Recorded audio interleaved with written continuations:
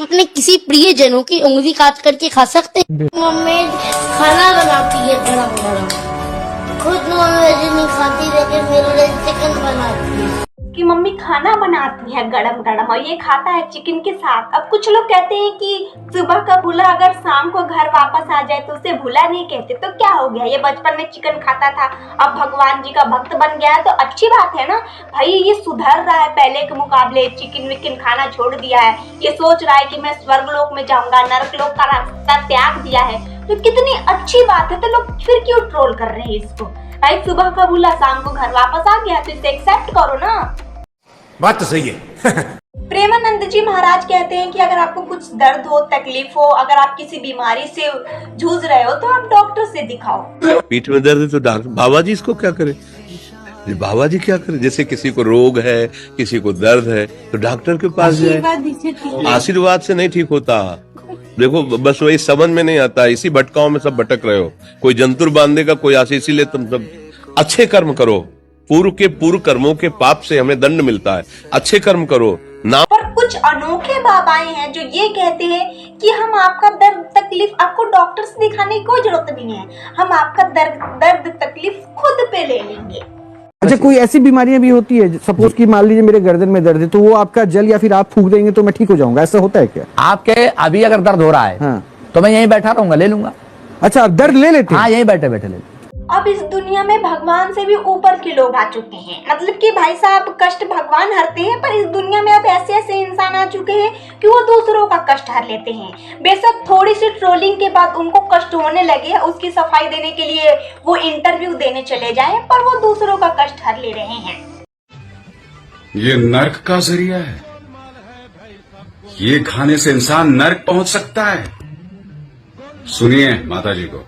बैंगन का जो सेवन करता है तो पद्म पुराण के अनुसार यदि बैंगन का सेवन किए हुए व्यक्ति की 27 दिनों के अंदर मृत्यु हो गई तो उसे नरक में जाना पड़ता है। यदि आपने बैंगन आज पाया है और आज से 27 दिनों के अंदर किसी दिन भी मृत्यु है गई तो नरक का वो भागीदार बनता है। इसलिए बैंगन का सेवन कभी नहीं करना चाहिए। तू नारी नहीं पिशाचिनी है। पहले इंसान मांस खाने से नरकलोक में जा रहे थे, अब बैगन खाने से नरकलोक में जा रहे हैं। यानी किसी इंसान की बैगन खाने के बाद 27 दिनों के अंदर मृत्यु हो जाती है तो वह नरकलोक में पहुंच जाता है। यानी कोई इंसान किसी के मार पिटाई कर दे, किसी से दूर व्यवहार कर दे, वो नरकलोक में नहीं जाएगा। बैगन खा लो, मांस खा लो, तुम नरकलोक में चले जाओगे। वाह, कौन है ये लोग, कहाँ से आते हैं? आज दोपहर जब मैं कान्हा को फ्रूट्स खिला रही थी तो वो बदमाशी कर। ऋषि मुनियों के सालों साल तपस्या करने के बावजूद भी कान्हा जी उनको बड़ी मुश्किल से दर्शन देते हैं। यहाँ तक कि शिव शंभू भी कृष्ण जी की अवतार का दर्शन करने के लिए शिव शंभू को भी अपना कैलाश पर्वत छोड़ के यशोदा माता के दरवाजे पे आना पड़ा था।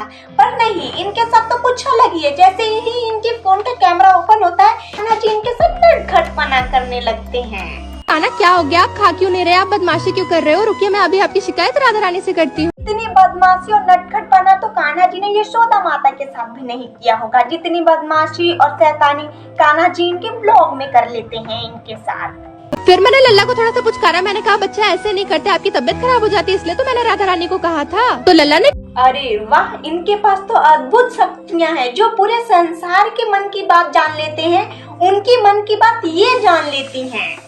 कौन है ये लोग, कहाँ से आते हैं? कहा कि मुझे राधा रानी के साथ ही फ्रूट्स खिलाओ तब मैं आराम से खा लूंगा। तो फ्रूट्स खिलाने के बाद मैं अपने दोनों बच्चों को प्यार कर ही रही थी कि कान्हा बिना बदमाशी किए राधा रानी के साथ चले गए खुद ही विश्राम करने के लिए। तो फिर क्या, मैंने भी पर्दा लगा दिया। अब कुछ लोग कहेंगे कि कृष्ण जी की सेवा कर रही है, तुम्हारी तरह ऐसे धर्म का अपमान नहीं कर रही है, तो ये कृष्ण जी की सेवा है।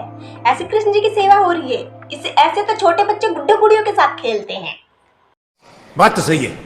कुछ लोग कहेंगे कि भाई पैसे सब चीज नहीं होते हैं, भगवान सबकी परीक्षा लेते, तो ये कैसी परीक्षा है? अमीर आदमी ऐसे खड़े होके फोटो खिंचा रहे हैं और गरीब आदमी भाई थोड़ा सा पैर छूने के लिए भी धक्के मार मार के भगाए जा रहे हैं। जाने वो कैसे लोग थे जिनके प्यार को प्यार मिला, हमने तो जब कलियां मांगी कांटों का हार मिला।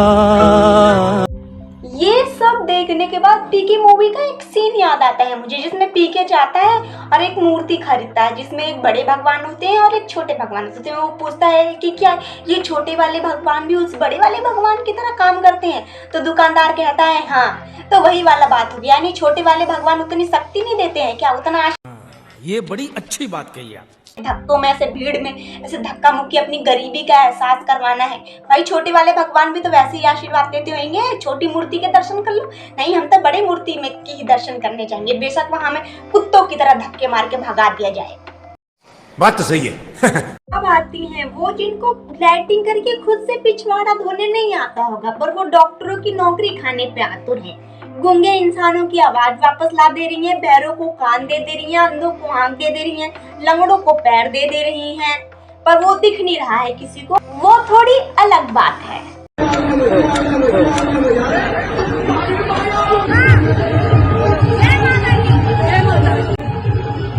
लेकिन एक सेकंड, कौन है ये लोग? कहां से आते हैं? अब आते हैं वो लोग जो सीजन के हिसाब से काम करते हैं। जैसे सीजन के हिसाब से सब्जियां बिकती हैं, वैसे ये सीजन के हिसाब से भगवान बनते हैं। मैं बुलाता हूँ, भाई कोई हो तो दर्द वाला आ जाना। क्या दिक्कत है सर? बताया घुटने में दर्द है, दर्द हो रहा है? हाँ दर्द हो रहा है। आज ऊपर स्टेज ऊपर आ सकता है, अभी चेक कर रहा हूँ।